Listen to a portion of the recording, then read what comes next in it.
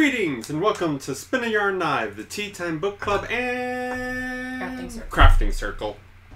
Circle. Where today we are reviewing the next 4 arcs of One Piece. They're all kind of short arcs. They're really short. In the manga, they're really short. Yeah. In the anime, they are basically a full anime season plus.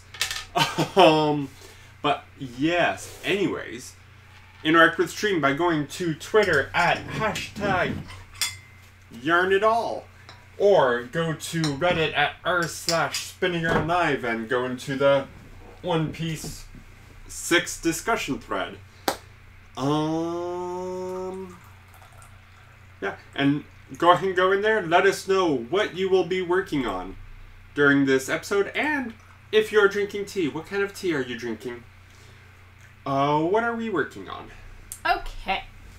So, I finished my shawl that I started last week. Oh, and I can put up a picture. Wait for it. Sure. Woot! So there's my shawl.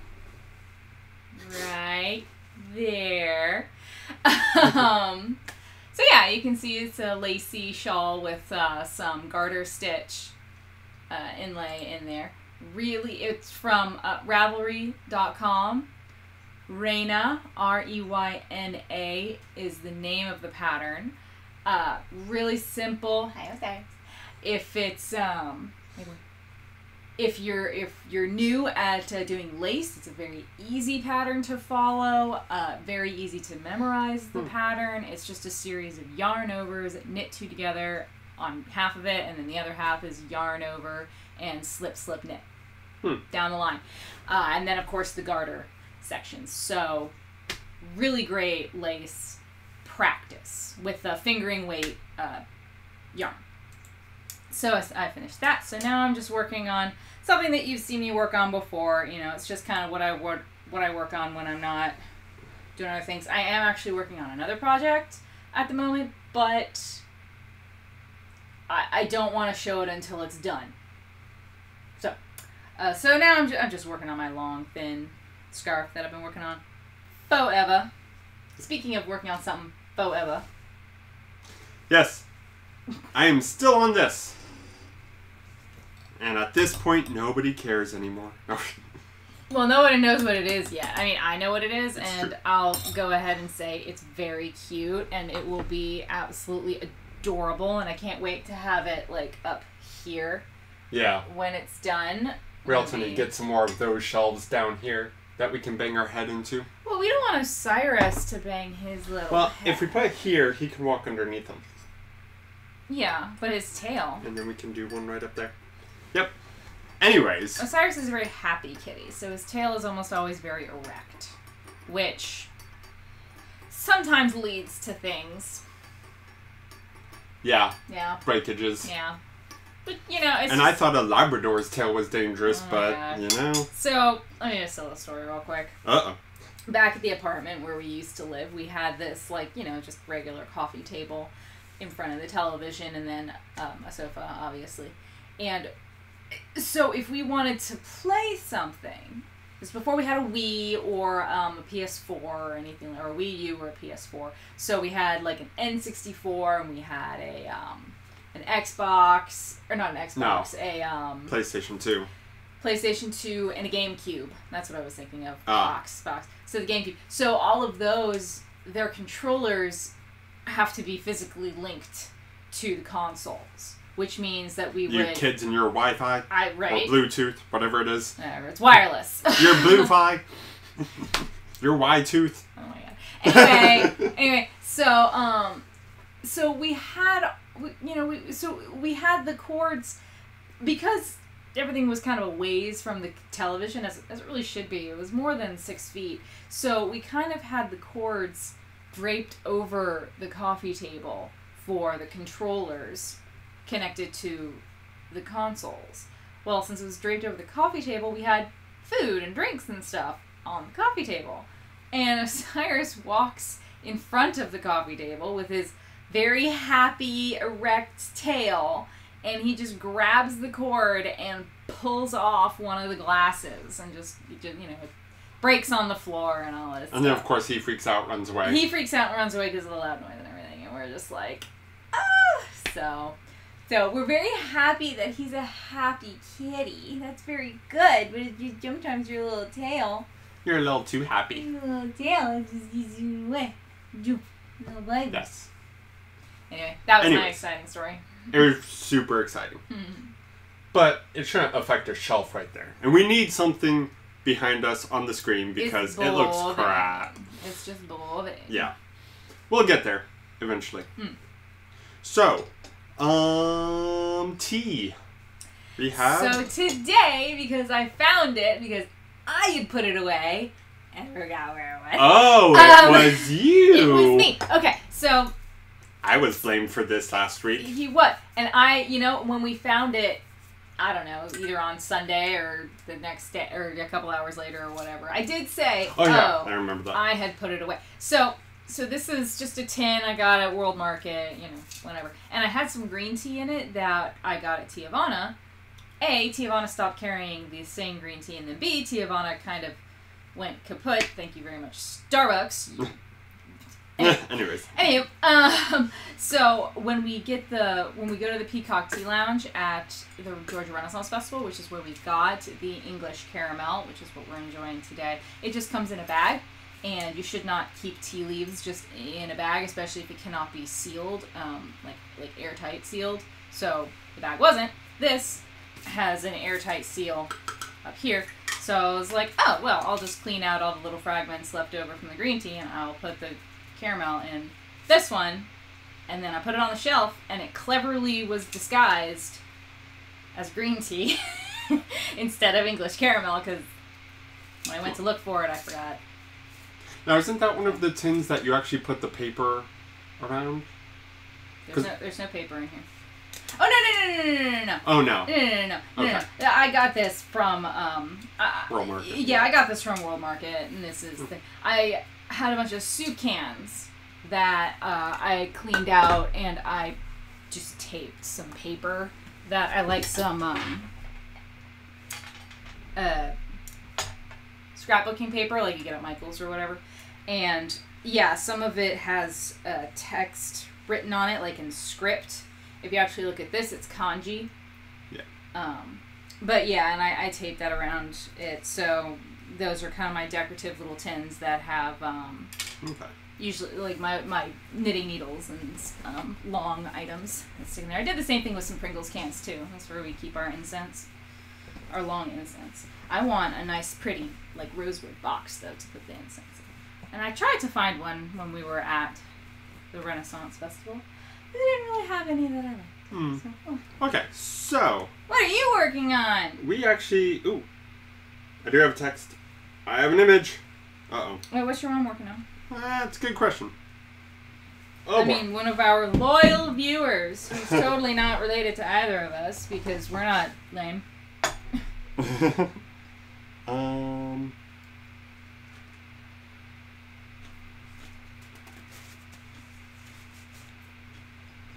Let's see. Making a Viking helm for a commission and drinking English caramel. Nice. So good choice. There's the image of the Viking helm. Maybe. Oh. It's so glary. So it includes the beard? I'm not sure. I think it includes the beard. Either way, that is hilarious. That's really Actually, I really like that Viking helm. It looks cool. I like it too. Okay. Mind you, like she's up in New Hampshire, so during certain times of the year, they could probably wear that, and it'd be quite nice and warm and lovely. Oh, sitting on a needle. Don't sit on a needle. Don't put a needle in your butt. Okay. So, today we are talking about One Piece. Yay! One Piece! Okay, shall we break this down into 4 parts? I suppose so. So, first part, Loguetown. That's what the wiki says. That's what the wiki says. And in the anime, you hear, I suppose, Loguetown. And I think even there's some text, like, it might be in katakana. And the translators have done it as Loguetown. Logtown. Yeah. Like, started, captain's log, stardate, this giant. Well, L-O, yeah, G-U-E. Yeah, exactly, L-O-G-U-E. Yeah. In here, the text written is Roguetown. Which also kind of applies. So It does. It's to the point that I'm not sure whether that was a mistranslation or the proper translation and everybody else goes with the mistranslation. It's hard to say. I don't know. It is really hard to say because Loguetown, as we learn in this in this section, is where it's the town of beginnings and ends, because this is where, at this point in time, he's known as a Gold Roger, set out to circumnavigate the globe and find One Piece and do all this stuff, which he did. And then he set out from there, but also years later, after he had done all this and become king of the pirates and was done effectively. Still sitting on that needle, I see. Yeah, I keep pulling it off. Okay. There you go. Danke. It's where he was captured by the Marines and ultimately executed. So it was the town of both his beginning and his end. And of course, that's where, if you watch the anime, in the first, what would you say, maybe 36 episodes, something like that. Well, no, I guess they do it every episode. They do a brief recap about why it is the age of pirates. Well, yeah. Because when he was executed, Roger did say, all of my treasures and everything that I've accumulated as being king of the pirates, I've hidden all of it in one location called One Piece. And he said you can have it all. He said you can have it all if you dare to brave the Grand Line and go and find it. Yep. Which kicked off the whole Great Age of Pirates. Great Age of Pirates, where everybody and their brother has gone out to go and do this, and a lot of people literally okay. We're not there yet. We're not there yet. Somebody's brother is on the Grand Line. Rude. We don't know who it is. Obviously, it's got to be one of our main characters, since you mentioned it. Anyway, so yes, everybody and their brother goes out to be a pirate on the Grand Line. Much to the chagrin of the whole naval and government system. Yeah. But as we figured out in Sanji's arc, even the government has to recognize some of the pirates, specifically the Shichibukai. Shichi being 7. And they're kind of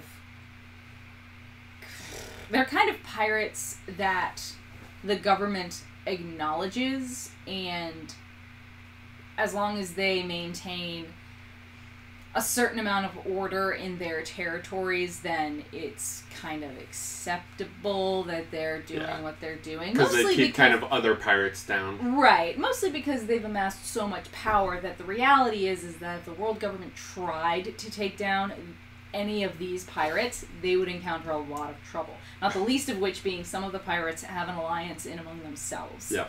So to challenge one is probably to challenge others as multiple, well. Yeah. Which is just not a good idea, because some pirates have huge fleets. Like someone that I can think of. He's figuring something out. Yeah, I'm in the wrong spot. Don't do that. Let me try and take out Stitches. So you're right. It's the name can apply both ways. It is a town full of rogues, because this is where you're gonna step out to the Grand Line for the first time. It's where you'll, make port, gather up all your supplies, and then head for the Grand Line. But it's also a log town. It has kind of a log of the history of all this stuff. So one of the things to point out is that the differences, because again, I haven't read the manga. This is me reading through the manga, but I've seen the anime a couple times, or I've seen this part of the anime a couple times, as the anime is still an ongoing series. Obviously, I've not seen all the episodes. But, so, in the anime, we get there, and everybody kind of goes off to do their own thing. And in the manga, we see the same thing. Everyone goes, okay, well, Luffy wants to go see the execution tower, or scaffolding, whatever it is. He wants to go see the execution Zoro needs to get some more swords. Zoro needs to buy some swords. Sanji wants to go and get, food supplies for the journey, obviously. Nami just wants to go and do a bit of shopping. And Usopp also needs to go do a bit of shopping. He wants to get some supplies as well. So in the anime, we actually will follow each of them. Now, Nami's is not so much. She goes to a couple stores and she gets... Yeah, she really doesn't have a plot in the... She gets some maps, she gets some paper and some pen supplies, you know. She gets and then she kind of just ends up being with she meets Usopp. up with Usopp, and Usopp has this whole thing where he has actually... In the anime, it is actually a plot point, the glasses, goggles that he gets. Now, in the manga, they just show him, oh, he got some new goggles, and then we can show that, oh, yes, they can act like binoculars or spyglass, so he can see farther away. Which will be useful for him as a sniper. Exactly. And we also get a little story about him challenging another sniper. He didn't really mean to. It was kind of a misunderstanding. But that's Usopp for you. But that's Usopp for you. So he ends up kind of doing this challenge, and much to his shock, as well as the shock to the older gentleman who challenged him, he wins. Like, there's this whole scene where he has to hit the eye of this, what is it called? A wind vane? Yeah, wind vane. A wind vane that's, instead of being in the shape of a chicken or a rooster like you see often on farms, it's in the shape of a whale. And he has to hit the eye of it, or he has to hit the wind vane itself. But what he does is he ends up putting his little pachinko ball straight through the eye. So even the sniper is like, whoa. Because he got it. He got it. And this is a theme that we've seen in the manga as well, of him aiming and hitting his target. Yeah. And he's just not really... He doesn't realize he has that ability. Yeah, like, he's not really fluent enough with this very natural ability that he has, which, again, when you think about it, his father being Yasop, who is the sniper, of course, on red-haired Shanks' crew, it's, you know, it's kind of expected. He has this natural talent. Yeah. And, yeah, we get to learn about that in the anime, because this most famous sniper actually had a duel with Yasop. That's right. And lost. And Yasop left him alive because Daddy the sniper, or something like that. Yeah. Had a daughter. Yeah, and had a picture of daughter, and Yasop remembered his son. Still loves his son, but the sea called to him. Right. So he's like, well, I don't want to leave this child fatherless. So I'm not going to kill you. He grazed his shoulder, you know, so he was fine. And then, of course, the sniper was, like, in the Marines, and it's like, but why don't you kill me? Right, it's like, but you're a pirate. Like, don't you just want to kill? And it's kind of... And it's like, I'm pirate, I get to do whatever I want, and if I want to leave you alive, I can. Exactly. So it's... Which also tells you a bit about Red Shank's crew, and how red-haired Shanks, deals with, or just kind of his personality and the personality of people on his crew. Okay. Because one fun thing we do get, and I don't recall if we actually get it in the anime. It's been a while since I've seen it, but you might remember. We get a scene where Mihawk is kind of traveling around, and he stops on an island with a bunch of other pirates, and he has brought a wanted poster. Yes. Because Luffy is wanted now, and for he has a 30 million, which is really huge, especially coming from East Blue, which is the most peaceful of seas. Yeah, the East Blue is supposed to be like, oh, well, you know, we've got Arlong, and we've got Don Krieg. But then if you watch that from later in the series, you're like, oh yeah, Arlong, really not that powerful. It's just the Marines didn't care enough. Yeah, exactly. He just didn't care enough. So for 30,000, because 30,000 is more than the pirates he's already taken down. Yeah. More than Don Krieg, more than Arlong, and more than Buggy. So it was kind of like, it was unprecedented for a pirate from East Blue to have this kind of a bounty. And we see that, sorry, I was having a connection. Oh no. We see that, you know, we find out that, oh, it's Shanks, it's red-haired Shanks, that, go ahead, I'll go. Okay. That... You keep talking. Oh my god. Mihawk. I just threw a needle somewhere. Good job. I think it's still attached to the thread. Good. So that Mihawk goes to see Shanks, and Shanks is a little hungover, but so he's trying to be like, no, But he sees that it's Luffy. Mihawk's like, this kid reminded me of someone that you once told me about. Some kid you once told me about. And he gets so excited. And he's like, I don't care if I'm hungover. Let's drink some more, you guys. And the whole crew is excited. They're just like, this is awesome. And then we see another scene in the manga where his hometown, his name escapes me at the moment, but his hometown gets the poster as well. And everyone in the town is pleased. Except the mayor. With the exception of the mayor. Who's like, pirate. We don't want to be known for having a pirate come from us. Yeah. Exactly. But at the same time... But he's still pleased. Yeah, but at the same time, all of, the whole town is like, but he wanted, this was his dream to become a pirate. And look, he has the largest bounty. And it was clear that Shanks and crew were decent guests. They were liked in at the the town. town. Yeah. Yeah, they were liked. They stayed for a few months, which is why Luffy became such good friends with them. But they were, they always paid for their drinks. They helped to protect the town. I mean, they were a welcome guest. Yes. So, two more people. Zoro. Oh my god, his little side quest, little side arc. First of all, he meets Tashigi, who is a marine who looks exactly like Quina would have looked. Like and she's acts and obsessed talks with and sword. yeah. Well, not really the way she acts, because That's true. She doesn't act quite the same, but she does talk about, being upset that being a woman, she's not has a harder time trying to be the strongest and probably wouldn't. Mm-hmm. And he's like, no, that's what Quina said before she died. Yeah. Mm-hmm. And also, but her ambition is not to become the greatest swordsman in the Marines. Her ambition is to collect all of the named swords. All of the named swords in the world. Zora's like, including mine? Before she knows that he's a pirate. Including mine. And she's like, oh, well, I just want to take it away from the bad people. And she's talking about, like, Renoa, Zoa. Wow. Zoro. Talks about the pirate hunter Zoro. Yeah. We're just going to go with his, with his first name. Yes. And talks about how, he's such a villain, blah, blah, blah. And Zoro will always do this thing. He will never lead on as much as he knows, which we see again with the whole Baroque works situation as well. But he's always like, oh yeah, I've heard that name. I've heard about it. I'm very familiar with that name. Yeah. So we see this great scene. So in the anime, again, when he first helps her out on the street, and he's like, are you okay? Because she trips and loses her glasses. In the manga, we see her pick them up and put them back on. In the anime, Zoro picks them up for her and gives them to her.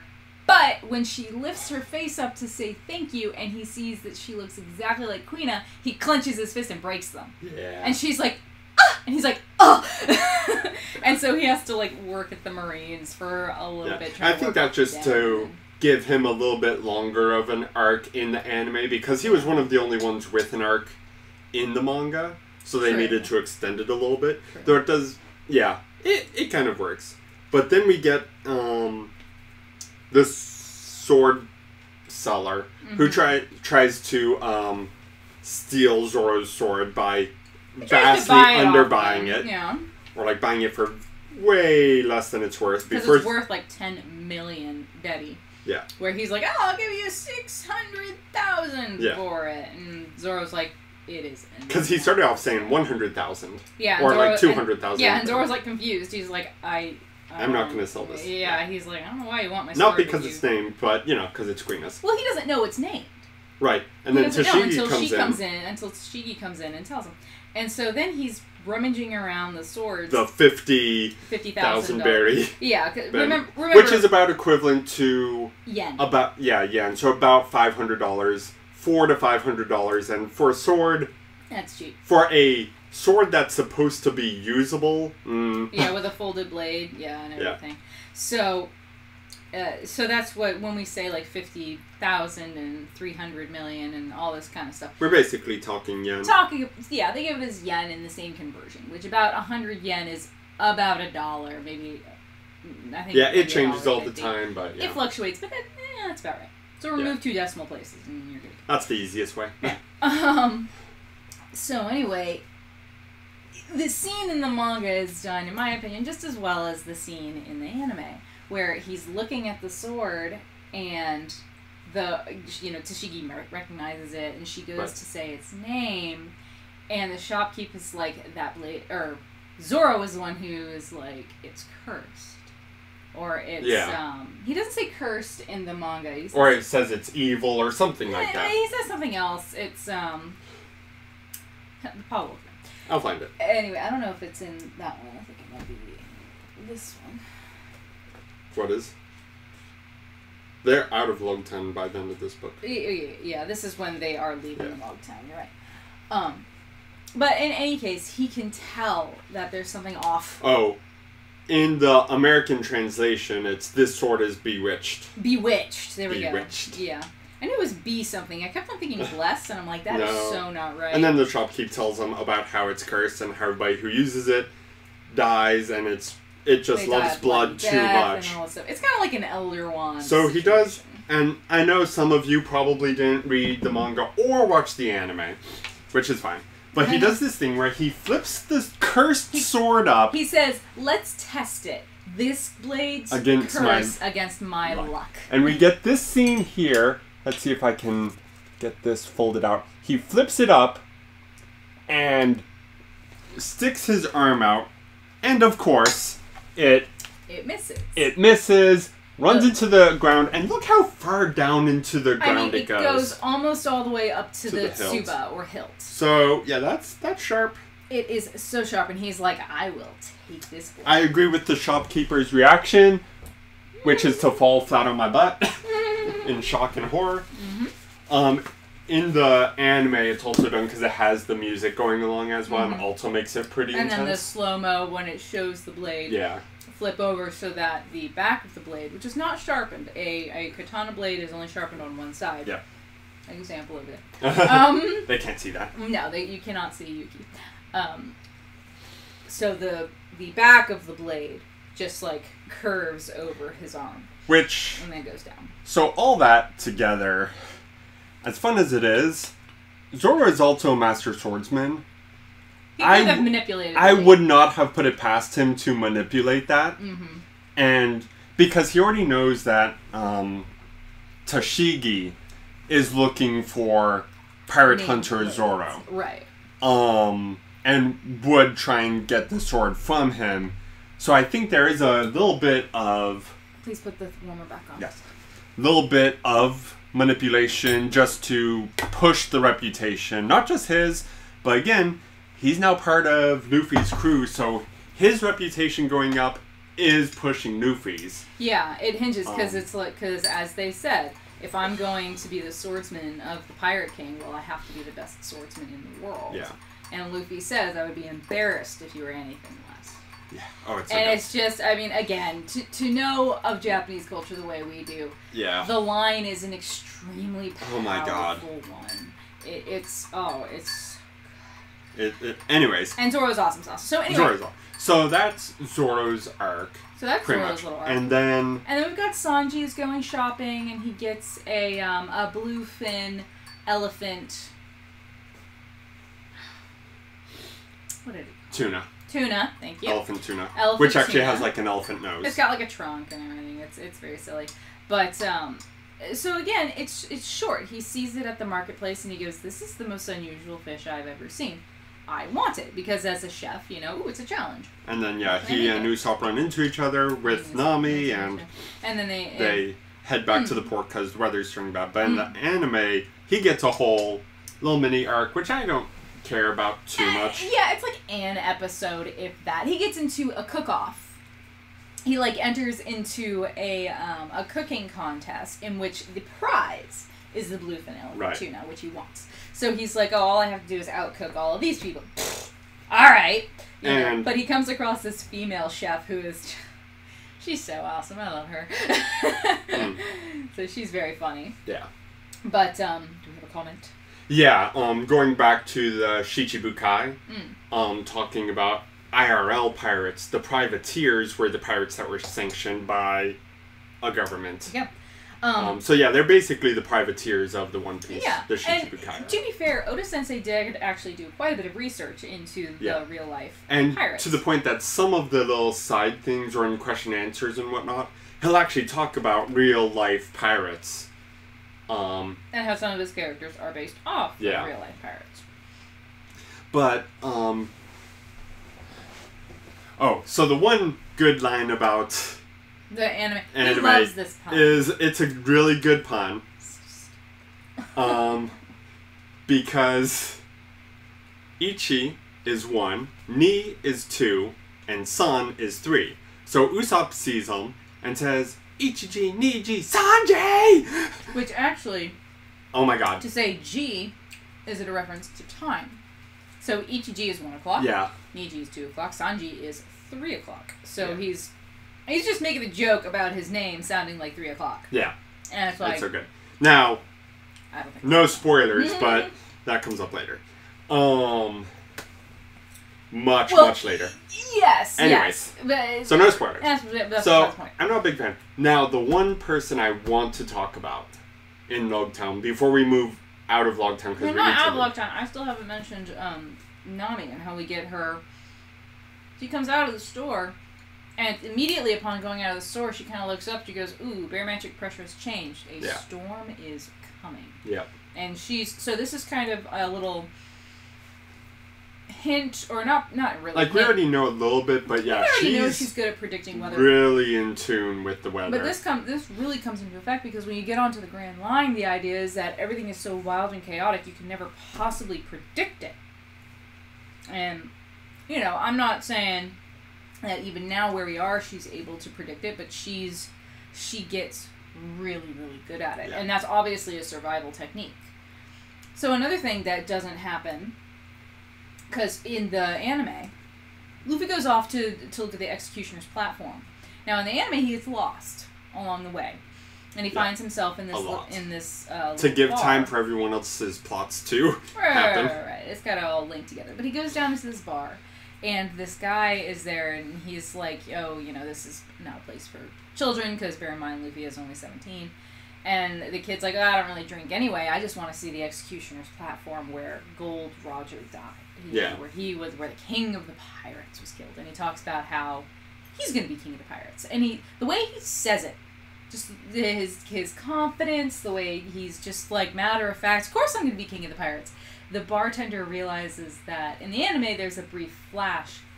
Luffy is smiling at him. Yeah. And it flashes back to Roger smiling at him, saying, "Oh yeah, I'm going to do this." And he's just like, whoa. So it's a fun little side. And then he points in the direction of the Executioner's block, and we go there, and we get all the shenanigans because Buggy is back. So, before then, I want to bring up Smoker. He is one of my favorite characters. Like, my second favorite Marine, probably. He has to go through an arc. He does. He goes through his own arc. He's got to go through an arc. Not in this arc. This is when he kind of gets the beginning of it, but it is not we get to know Alabaster. But we've seen some Marines before in this series. We saw Chomper Face guy, I forget what his name, the father of Helmeppo. Yeah. Captain Morgan, I think. Who was corrupt. Who was corrupt. Power hungry. And then we get some Marines that are working with Erlong, or, being bribed off by Erlong. Yeah. So we get a pretty negative look at the Marines, kind of from the pirates' perspective. Yeah. Which makes sense. And then we get... But we see Smoker, and he smokes 2 cigars at a time, or, if you watch 4 Kids, his smoke just billows out of his open mouth. It looks I so like weird. cool. I know. It's just makes cigars no need sense. to be there because it makes no sense. Anyways, so he smokes 2 cigars at a time. Smoke everywhere. Always. He always works on like kind of this inner peace type thing, like he's trying to balance rocks. And in the manga, he knocks over the rocks and he's like, I need to work harder at inner peace. In the anime, he kind of gets upset at the person who interrupted him, which I did not like.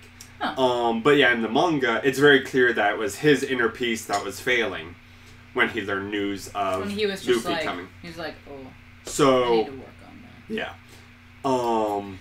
So he's big, he's super intimidating. He just has this look, he's kind of got a look like Zoro's face, Kind of like if you've ever watched Leverage, it's Elliot who does the squinty. Yeah. You know, everyone's like, well, do the face. I don't have a face. do that thing with your eyes that scares people. I don't know what you're talking about. You know exactly what I'm talking about.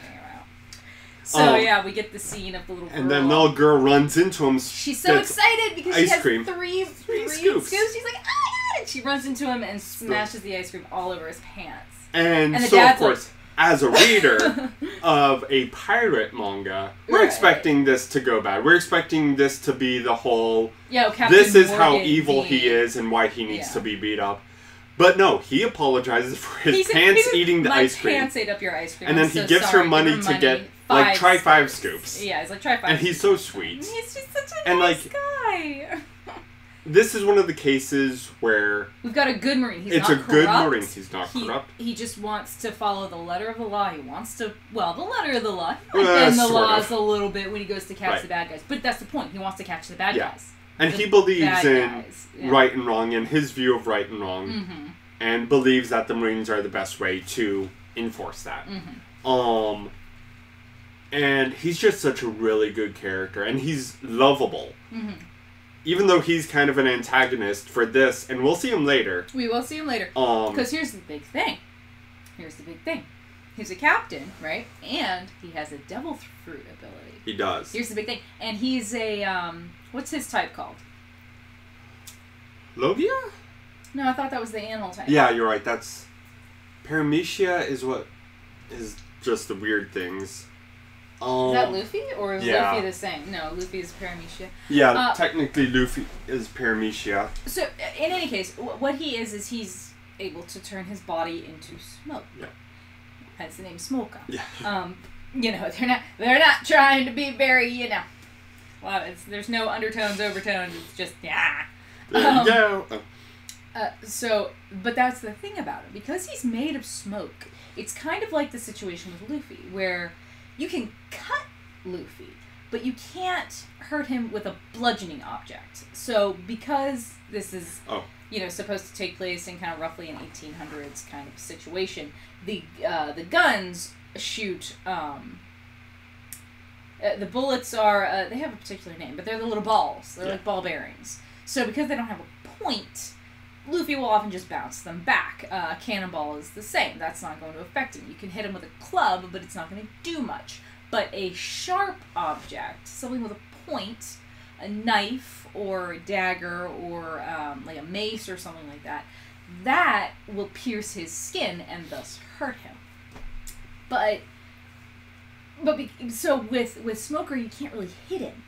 You can't hit him because he'll just turn into smoke, and you're hitting smoke, which will just disperse, and that's not a big thing. And he can surround people literally just with himself, and then encase them, whatever. And he has a sea stone weapon as well. And the sea stone, what it does is it emits the waves of. Well, we don't know yet. I don't think we don't know that yet. No, we do because Buggy and Thicker are caught in the net. And they're like, why can't they move? Because Buggy can't break himself into pieces, and it's not slipping off of Elvelda's skin. Right. So he's just like, oh, Buggy says this is a material created by the Marines to trap devil fruit users like us. And we do learn a little bit more about that later. We learn more of it later. But... I think the idea is it's supposed to be made from a rock from the sea. He is a Logia type. The animals are a Zoan types. Mm-hmm. Zoology is how you remember that one. Mm-hmm. So Logia types are the rare ones, which actually makes you think, because when you see Smoker in the future, he doesn't really care about the higher-ups, because he follows his own form of justice. We already see it in this one, because he's like, well, screw it, I'm going after this kid. Yeah. He's got a $30 million bounty on his head. And it's like, clear why. What should I tell, the commander? Tell him I don't do what I want, is basically what it says. He's Pretty like, much. I do whatever I want to do. So he has an issue, and he also has a Logia type, and so it's pretty clear that he's probably was assigned on the Grand Line, and probably got into trouble and got sent to Loguetown, where almost all the pirates set off from, from East Blue. And so no pirates have escaped Loguetown since he got there, And I'm pretty sure he's just, like, overpowered for that town. He is. And in fact, he's overpowered for Luffy at this point. Because Luffy catches him. Luffy catches him, but what happened? Okay, so first off, Buggy captures him. Yes. And there's a very important scene where Buggy is like, all right, I'm going to cut your head off. Which obviously is something that'll happen. And like on the Executioner platform, he's being very flashy because it's Buggy.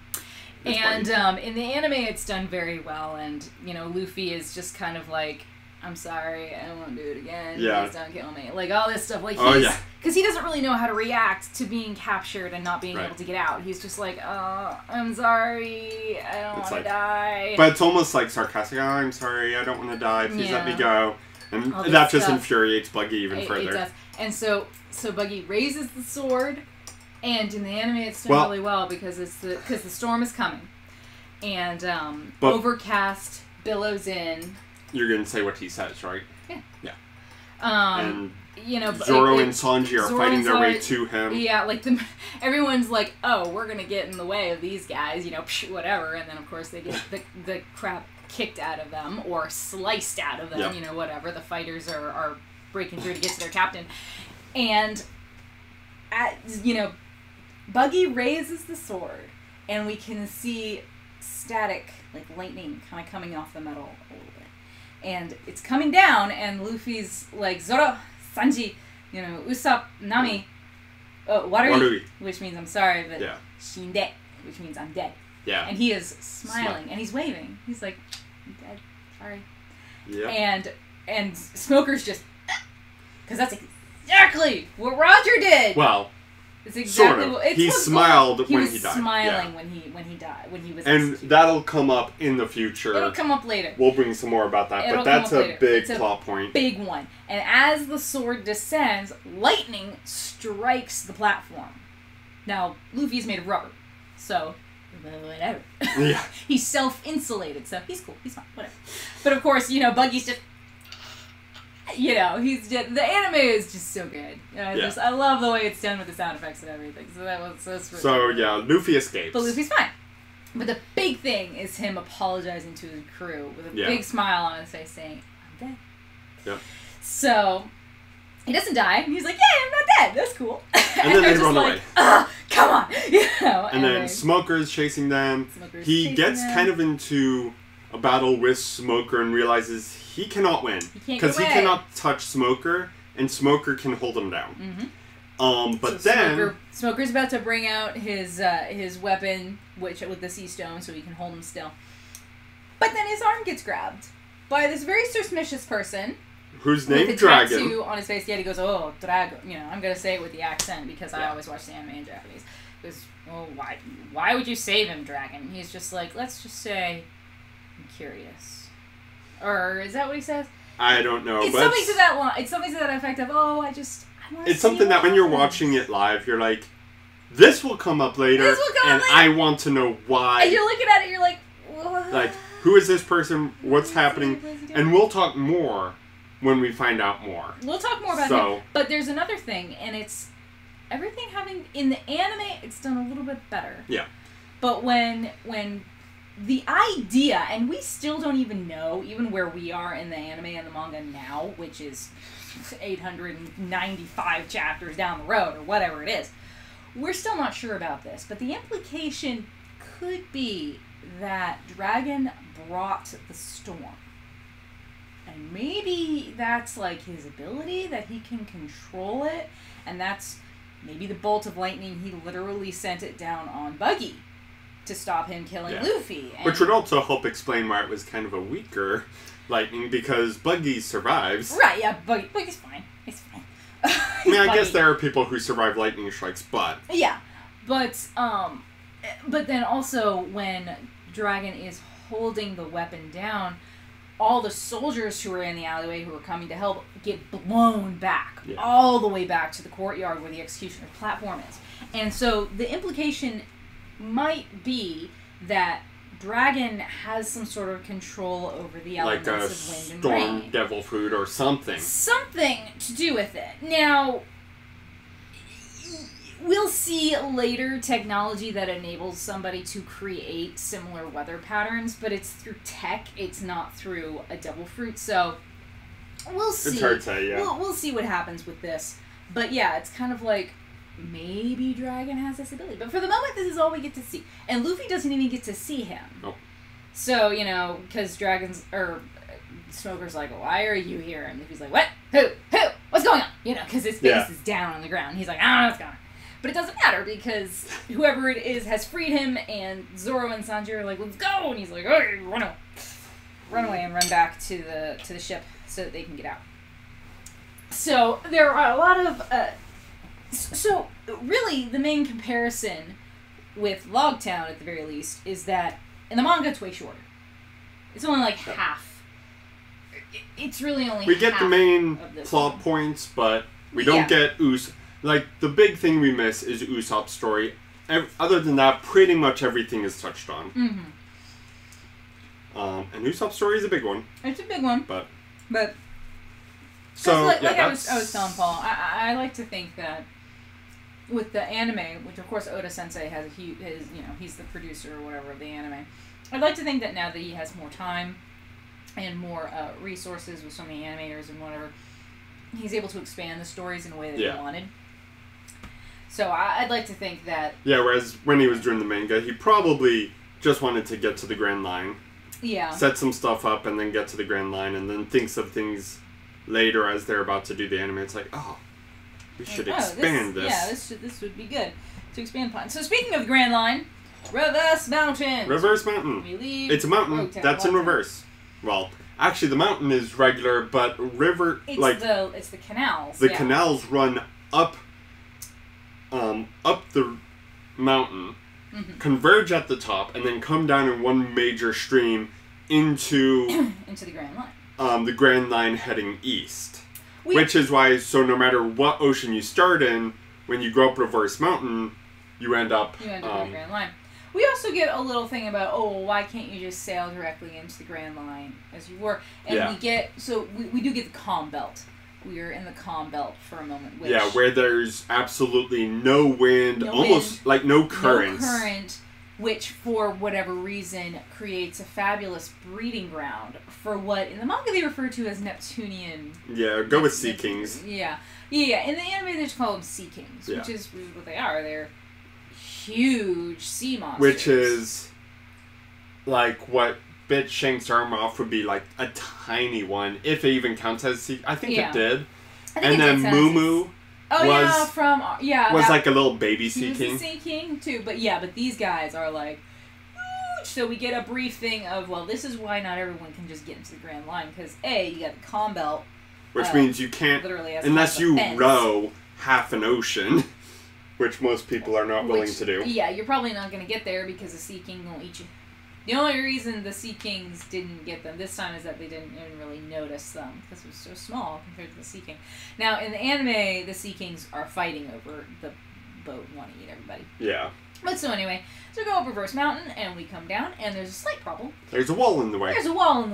Which is, in fact... a giant whale. A giant whale. An island whale is what they're called. So they're so huge because they grow to be so large.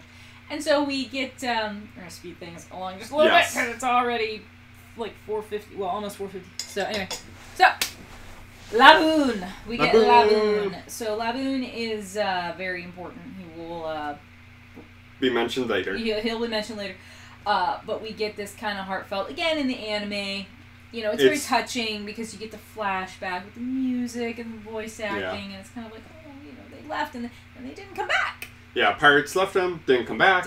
And he's been waiting and trying to burst through the Red Line. For 50 years. Yeah, so that's why he's got scars all over his face. And so, they all figure this out. The doctor, who is inside of Lebanon... was actually on Gold Roger. We don't know that yet! They didn't say that in the manga. Ignore that. The point is that...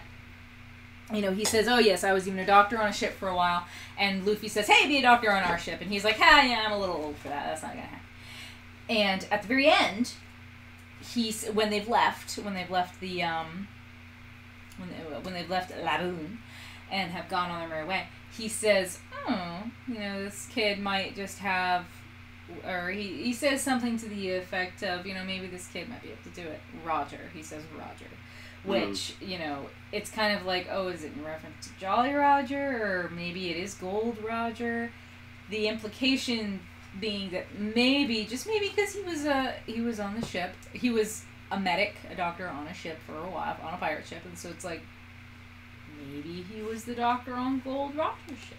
And he does have a lot of information about Raftel, the end of the Grand Line is mentioned here. Oh yes, he does talk about the end of the Grand Line, the one island. So you can follow these different paths with your log pose that will, adjust to the magnetic field of the island. Next island. And, and then you can kind of follow a path, and they all will eventually lead to this island, which maybe that's where One Piece is. And Luffy is very interested. They have the log pose, which does not point north because magnetics do not work in the Grand Line. The magnetic field is too ridiculous. And we also get, because we've got two whalers who came in, they want to kill Laboon because, he's got a lot of whale meat and he could feed their village for like a year or two or whatever. And they kind of get the snot beaten out of them by our pirates because, that's what they do best. But then they end up, because Luffy's like, yeah, sure, we'll give you a lift back to your town, whatever. Because he accidentally destroys their log. Okay, that was Sanji's fault. Sanji did. Because Sanji kicks Luffy, and the force of him kicking, of Luffy flying past Nami breaks the log post. Which, but it's fine, because, the doctor has another one, and he gives it to them.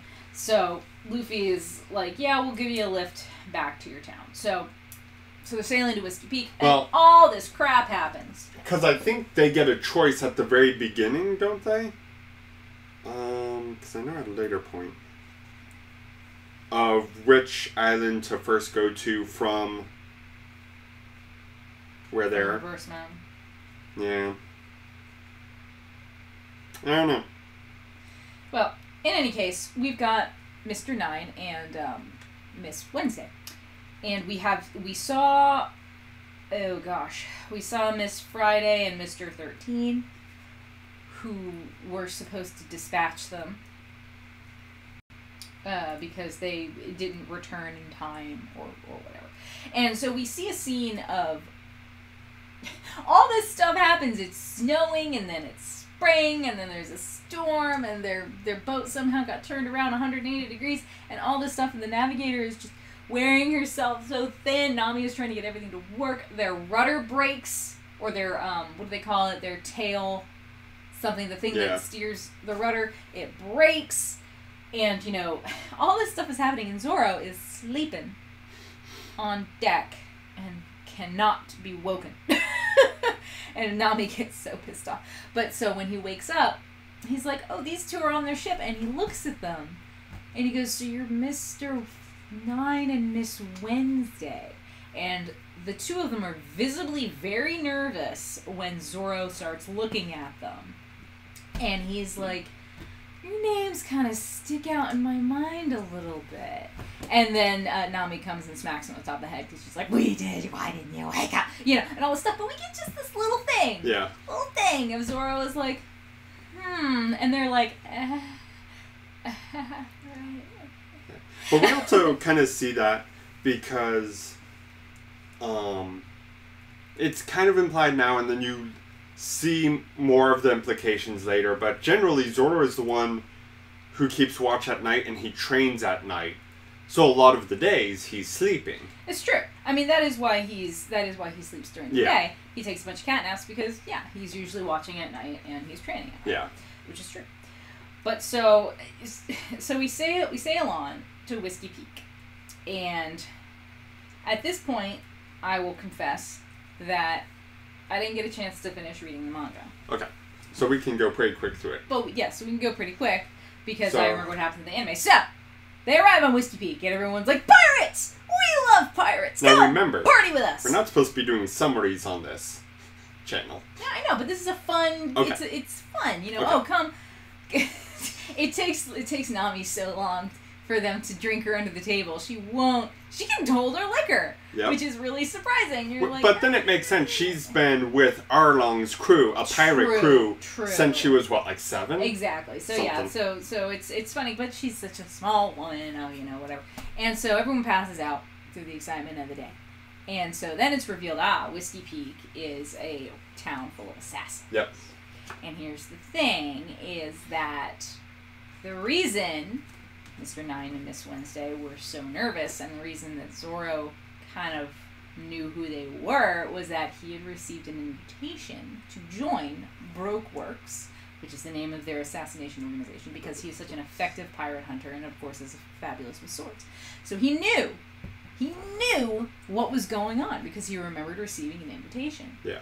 So when they go and they want to ransack the ship, in the manga they call it the Go Merry, or Merry Go, or whatever. Yeah. It's the Going Merry, is what it's called in the anime. And, they're going to ransack it, and they're going to basically kill the crew. And Zoro's like, yeah, no you're not. Yeah. And it's a really great scene. A true swordsman never drinks himself into a stupor. Exactly. But it's a great scene where they're trying to grab, like, he's on top of the building.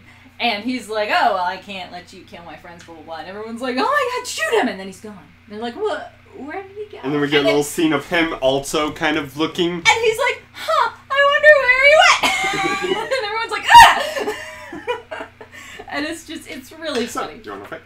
So, yeah, he's been looking for a fight for a while. So he's really excited. He can just go at it, have a lot of fun. But this results in Luffy waking up. Thinking that he was just killing people who were super nice to him. Because he's still sleepy, so they get into a big fight. They get into a fight. And then it's Nami. In the manga, it's Nami. Yeah. In the anime, I assume in the manga it's the same. She comes, she smacks them both. She just hits them right on the head. And I think it's important to note that when an enemy hits Luffy, it usually doesn't affect him unless it's like a super strong punch. When Nami hits him, he's just like, oh.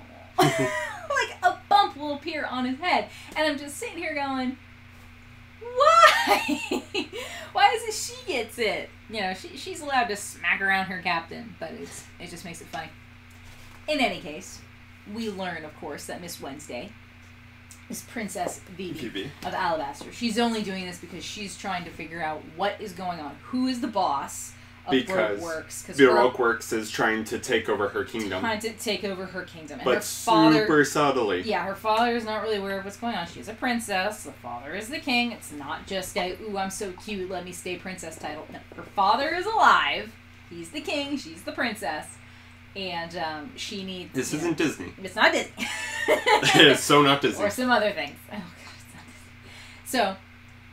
So the crew figures everything out. Oh, you're just trying to help your dad. Totally get it. She asks for their help. Nami, being Nami, is like, oh, obviously, you're going to give us a reward for helping you. Right? And she's like, yeah. It's just like, okay, so we're going to do that. So they sail off. The next island, though, is... It is Little Garden. All right. Yeah. We're finally at Little Garden. Yay! Little Garden. Part 4 of this episode is finally upon us. Yes, part 4. We're almost close to ending, and I think we've been... Yeah, it's almost it's an hour.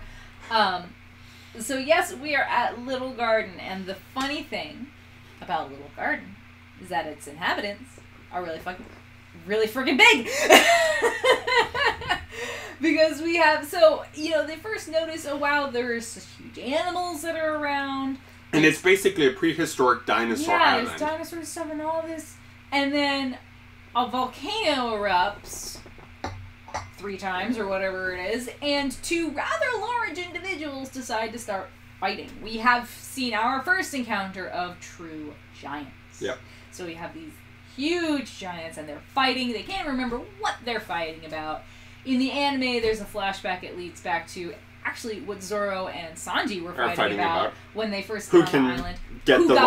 Who got the bigger kill. Yeah. Yeah. And of course, it's called Little Garden because 2 giants were pirates who stopped at this little garden because it just... In their opinion, it's huge little. dinosaurs are just this tiny little... Right. In their opinion, it's a small place to sit, everyone else. It's a freaking continent. But to them, they're just like, oh, it's so little and cute.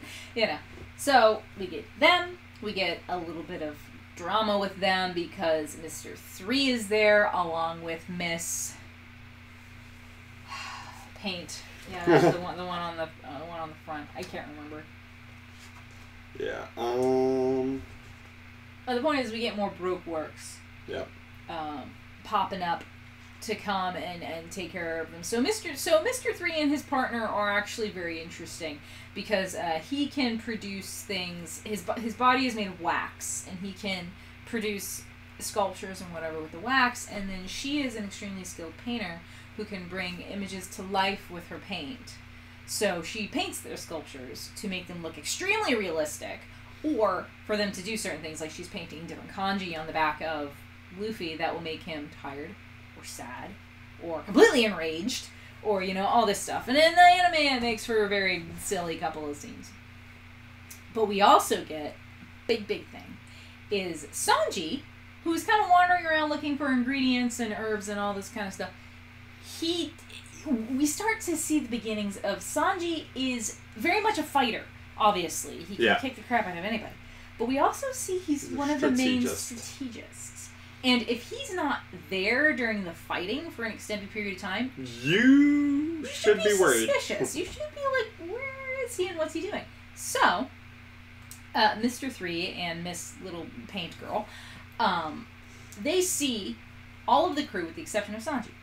Sanji is not known to Broke Works thus far, really, in terms of the higher-ups. Because the lower the number for Miss Golden Week. The lower the number for the gentlemen are always Mr.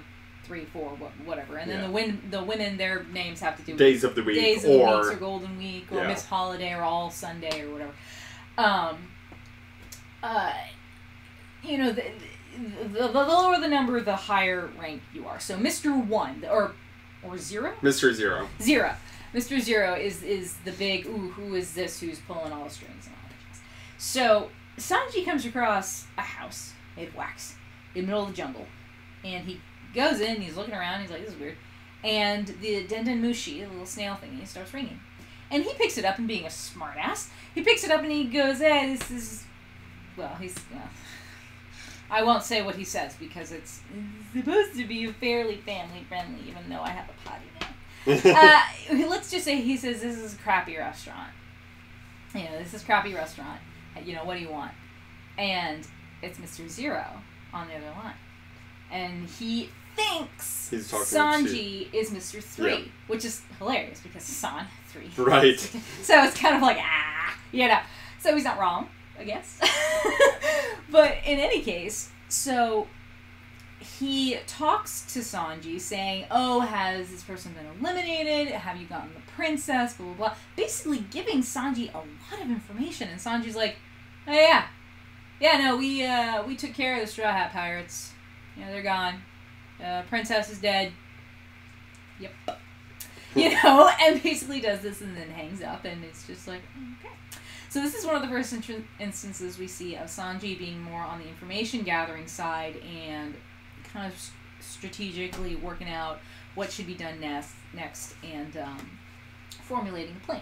Because everyone else is very reactive. I mean, Usopp is also a planner, and so is Nami in some respects, but Sanji is devious when it comes to his planning.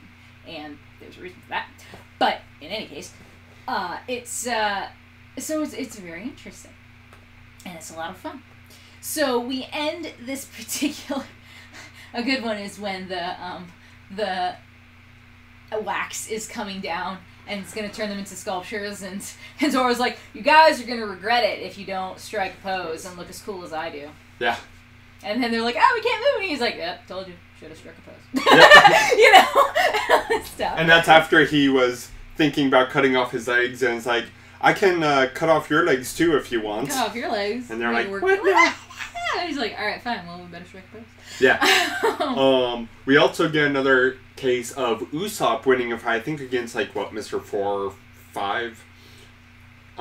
Whatever the explosion guys who, like, flicks his the boogers at people and they explode. So Usopp did, like, an exploding star. And the guy just eats it. And, he can eat explosions. That's no problem. But But Usopp also is a liar. Yeah, he is. Usopp Usopp literally means liar in Japanese. So he he says that he did a exploding star again. Guy eats it. It's like, sorry, but I'm a fibber. That wasn't a bomb. It was my deluxe pepper sauce star. And it's so spicy. Yep. That completely defeats him. Well, almost completely defeats him. He tries to grab onto Usopp, blow him up, and at that point, Zoro is free and cuts him into pieces. Yeah, because, But yeah, we get another case of Usopp's lies being super useful. They are useful, and it's good. Yeah. So we get all this. We get a lot more information about Broke Works. Yep. We also get. Usopp kind of develops a relationship with one of the giants who's kind of like, oh, you should go to our village and see the great warriors of the sea, and Usopp wants to become a great warrior of the sea. So he kind of really adopts the... because the giants come from Elbath. They're the warriors of Elbath, and so Usopp wants to be a warrior of Elbath. He wants to be a warrior of Elbath. So we get him, just... being even more encouraged. That's not the word. Being more inspired. Inspired, that's the word, to become a great warrior of the sea and to make a great reputation for himself and all this jazz. So, that's good. We have a good run. We defeated some of the bad guys and we learned some very important information. And then... Oh yeah, and as I said last time we did this, the very final, Do we see, Robin? Miss All Sunday? No.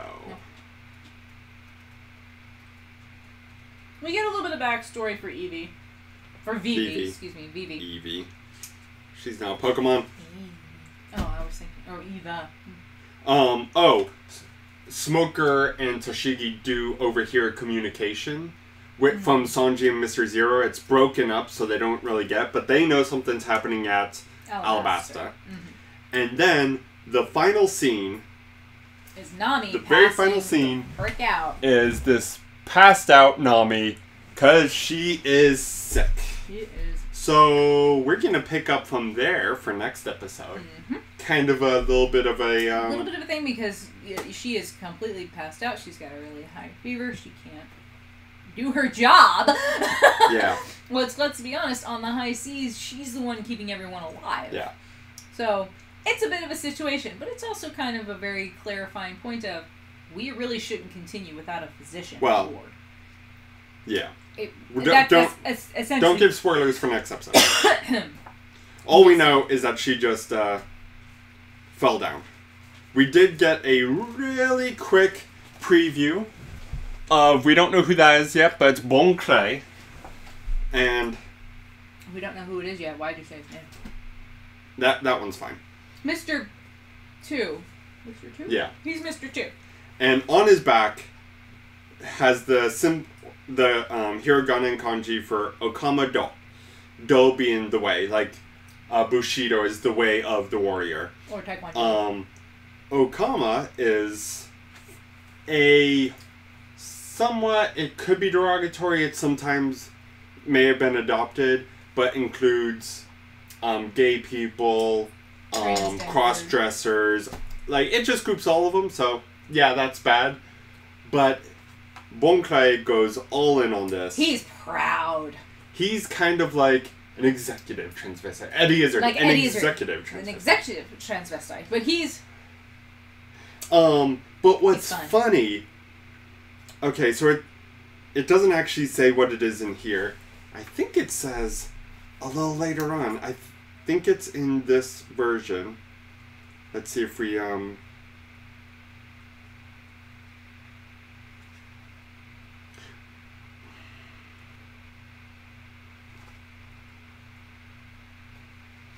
Oh, we don't get it until we get after Drum Kingdom. But yeah, I think it's in the manga, but it was being translated as "Oh Come My Way." And it's like, I understand you don't want to introduce possibly weird or... sexual stuff. Yeah, to people in America, and we're really uptight in America about things. Like, to the point... Okay, look. I just want to do one teensy-beansy little complaint about when Sailor Moon came over to the States. Okay. Sailor Moon is pretty girly. Let's be totes honest. If Naruto is for boys, Sailor Moon is for girls. I mean, Sailor Moon could be for boys in another way, in that, yeah, they're not really wearing a lot of clothes. But it's supposed to be a girl power thing, right? So there are, later in the series, there are two characters who come in, two more Sailor Scouts, and it's Uranus and Neptune. And this is when I stopped watching it in America. Because in America, when they brought it over, they said that these two characters were cousins. Yep. Cousins. Yeah. They didn't really change any of the animation or the stuff that was going on. I don't know what they did with the dialogue, but all I knew that was it was a little creepy for these cousins to be so... familiar. Cuddly. Yeah. Cuddly and really touchy-feely, and it's just kind of like, this is what... They're cousins? They're not cousins. Okay? In Japan, they're just together. They're just a couple. Yeah. They're just two lesbians. And it's like, I would have been so not freaked out as a kid, as a teenager. I was in middle school. I was watching it and going, that's really weird. I think I'm gonna peace out at this point. But growing up, if I had known that they were just together, two girlfriends, I'd have been like, oh, okay, cool beans. But cousins? Ew. Lesbians, less weird than incest. Which, again, Japan is not afraid of, because if you watch Orin High School, we get some twincest. The twins, but they play it up. They play it up for the host club. It's not like they want to actually, I mean, they do sleep together, but not sexually. I mean, they just sleep in the same bed. They're twins. Anyways. They've never been separated. But... Anyway, yeah. No, that gets weird. It's weird when different cultures clash like that. Something okay with one culture goes to another culture and they completely change it and, like, make it worse. Sometimes it doesn't. Sometimes it's not done well. It's not. Like, for instance, it was done better. Let's get back to One Piece here. Smoker, okay, is constantly smoking 2 cigars. Yeah. Which, in the anime, it looks kind of silly because, you know, he's always got 2 cigars. Even when it's raining, he's got 2 honking cigars in his mouth. And you're just like, all right, this guy's got a serious, cigar thing going on. Fine. But in the American version, his mouth is just hanging open. Or in the 4Kids version. Yeah, in the 4Kids version. It's very strange, and it's like, the animation just looks bizarre. So that was done poorly. Yeah. But Sanji is a chain smoker. He's constantly smoking. And for whatever reason, the 4Kids version, instead of removing the cigarette, I guess because some of the animation he does, like, he's holding it a lot and that kind of stuff, so maybe that didn't work very well. So instead, they took away the smoke animation of the actual smoke billowing out, and what they did is they just added a little circle, a little colored circle to make it a lollipop, to make it look like he's just always has a sucker. He's always smoking, or he's always sucking on a sucker. So it's like, it worked better. It didn't work great because no one puts a sucker in their mouth like this. Okay? Yeah. But, so it wasn't great, but it was better than just having right. So that's an example of them doing it better. Not great, but yeah, it's better. Still 4Kids. It's not great. It's still 4Kids. I mean, I guess I get it. Smoker's supposed to be a good guy. Sanji's supposed to be a good guy. You don't want your good guys to be chain smokers, which they both are. Yeah. I mean, not if you're trying to turn a older teen series into a young kids series. I don't know what they're supposed to do. In the first episode, someone gets shot in the head. It's like, I don't really get why you think this is... And that's why the 4Kids took... what did they take? They took something like 60 episodes down to 20. They edited it like crazy. Yeah. They had to, because they were like, oh, it's animation. Clearly it's for kids. No. Not when it comes to... Japan. Or even modern times. I wouldn't say The Simpsons are for That's kids. True. I wouldn't say Family Guy. South Park, definitely not. Yeah. So it's just kind of like... Y'all need to modern times we've grown a lot, moved away from the whole idea of cartoon or animation is just for kids. Yeah. We still have it quite a bit. Or if it's not for kids, it's for what are they called? Adult men who are basically boys, young boys. Man-child. Man-child. Yeah, if it's not for children, it's for man-childs. It's for the man-child. It's for immature people. It's like, really? Have you seen Miyazaki? Yes. Oh my goodness. I love Miyazaki. Have you seen Pixar? That is not for kids. No, I mean, it is for kids. It is but for kids, but it's also it will tear powerful. up an adult. It is powerful stuff. But so yes, so anyways, that is our 4 very quick, Arcs. bam, bam, bam, Yes. arcs for this one. And the next one, I guess we'll just do Drum Kingdom. Yep, just Drum Kingdom. Drum Kingdom. Oh, I can tell you the Drum Kingdom. If you're reading the manga, it is chapters 130 to 154. It's only 24 chapters. Okay, so that's like maybe 2 or 3 volumes. Yeah, volumes 15 to 17. Okay, there you go. So it is a little bit smaller than our 30 chapter but a lot limit, happens in it. Yeah. And if you're going to watch the anime, have tissues. Yes, have tissues. Have loads of tissues. Loads of tissues. I mean, yeah, loads of tissues. Near the end, like the majority of it, it's fine. It's fun. There's a lot of fighting going on, and the giant rabbits. It's cool. But at the very end, you're just like, yeah. If you're watching the anime, it's episodes 78 to 91. So only 78 to 91. Yeah. So only 13 episodes. But again, a lot happens. A lot happens. Bring tissues. Bring tissues. It's the last few episodes. Oh gosh. So we were watching this while we were on our vacation down in Florida, and dude, I was bawling my eyes out. Yeah. Bawling my eyes. Just the imagery of some of the stuff, like, oh. Oh, one thing we should do. And now you didn't read all the manga. No. But. Oh, the test? Yeah. Dude, it passes everything until you get to the LTV one. But then we're going to get Bon Clay, so... We get introduced to Bon Clay. And he cannot be removed. He cannot be removed. He is a big plot point. And he has his own arcs throughout the series. He does. Do we... Yeah, we have some with Vivi. She's going through her arc for the Mikamori test. Bechdel Wallace, we have Nami and Vivi talk to each other. Nami usually about money. Yeah, Nami will almost never talk. When she's talking to another woman, it's usually, she's shopping or they're talking. Yeah, about she money almost never talks up Luffy even. She's not. Yeah. Nami is not a romantic individual. She straight up manipulates Sanji to get him to do stuff that she doesn't want to do. Yeah. And because Sanji is such a womanizing bastard, it's just like he'll do it, which is. It's a flaw. It's a character flaw. It is. And we'll see later that it actually becomes a dangerous one. Yeah. So Vito Russo test, not yet, but almost. We're getting there. Almost there. We are getting there. The Dagger Shakla, 2 non-white characters. They're all Japanese. I mean, on the one hand, they're all Japanese. All the Japanese... I mean, it depends on how you put this, because... Otherwise, you could go to any culture and say, oh yeah, they're not racist at all. But I think, instead of saying 2 non-whites, 2 majority race, if race is a thing in that culture. And it is in Japanese. It definitely is in there's Japanese. No identifiably Koreans. It's hard to say in this because, because we have to think of it in terms of this story. Yeah. So... We can't really think of it like that because the only real prejudice that we've already kind of seen a little bit is against mer people. Against the mermen. Well, it's more outside the story. Is could he... Because there's that one... Which a character we'll find later who makes all the ice.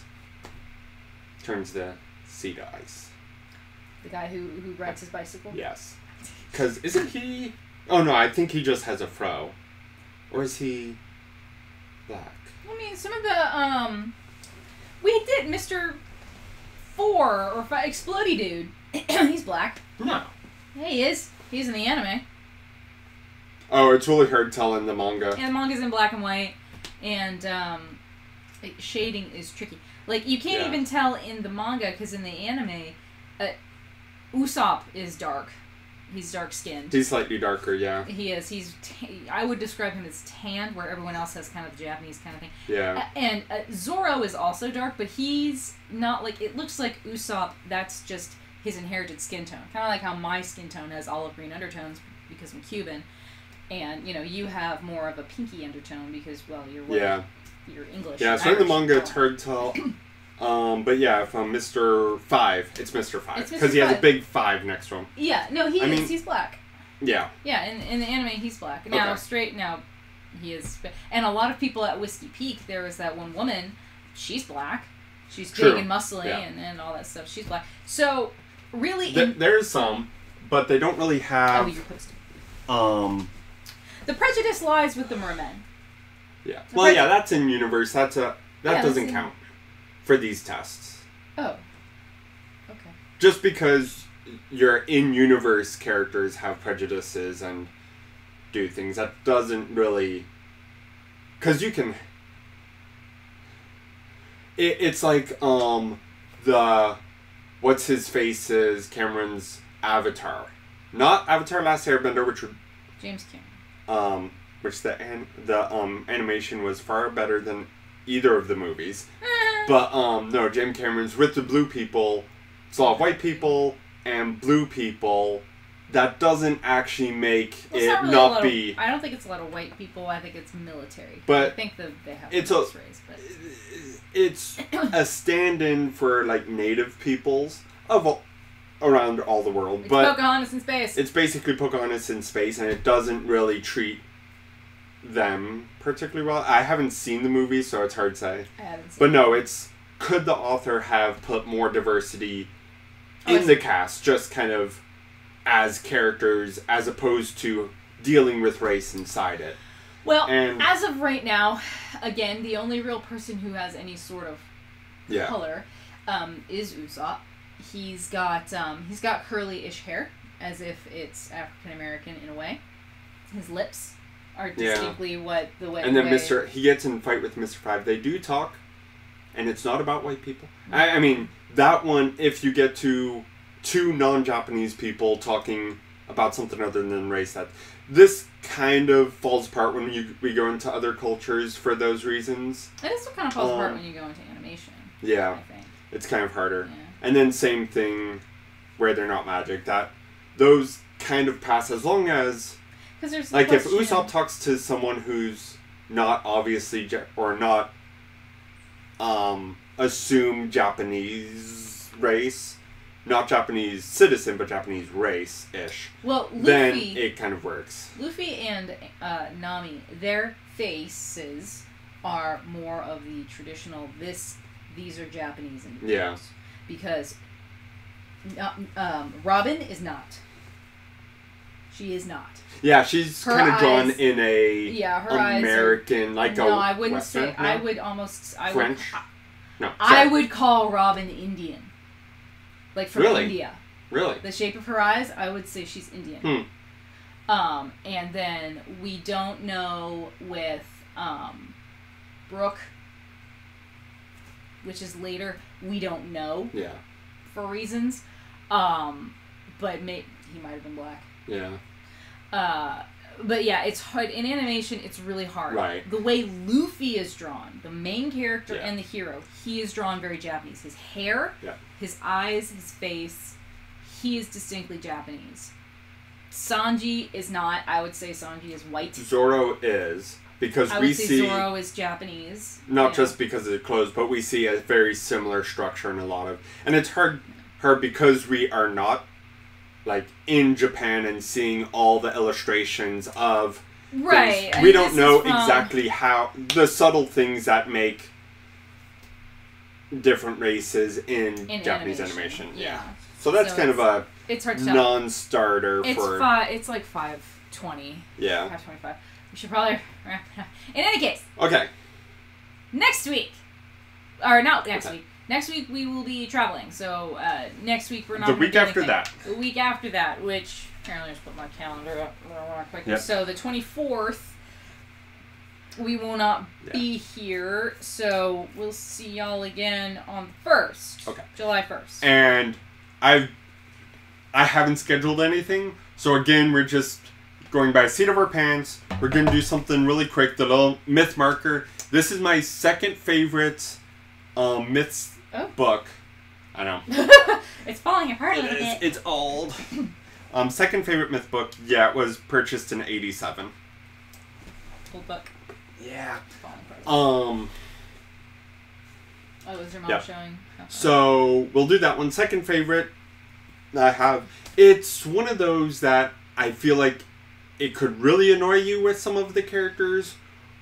Because I feel like I was slightly annoyed the first couple times I read it. But then it's just grown into my second favorite. So it's one of those books, and we'll see how much you like it, how much our viewers like it. Yeah. So that's what we're gonna do, and that's will be the next One Piece, which will be super fun, and yeah. So we've probably talked your ear off a lot. Yes. This was supposed to be quick. How did you do on your craft? I got 3 rows. Oh, I got half a row. Actually, no, I did. Half a row. Mom got 7 rows, so not very far. Mom is the MVP. Yep. She's better than us. You're the MVP for the session. Yes. Okay, so that is that. Thank you for joining us. Join us in 2 weeks for little myth marker. Little myth marker. We learned a lot about Dragon Poker, which is my favorite. Dragon Poker's fun? Dragon Poker is fun. Right. Which is inspired by Star Trek's Dragon Poker, which is hilarious. I like Star Trek. Anyways, thanks for joining us. Thank you for joining us.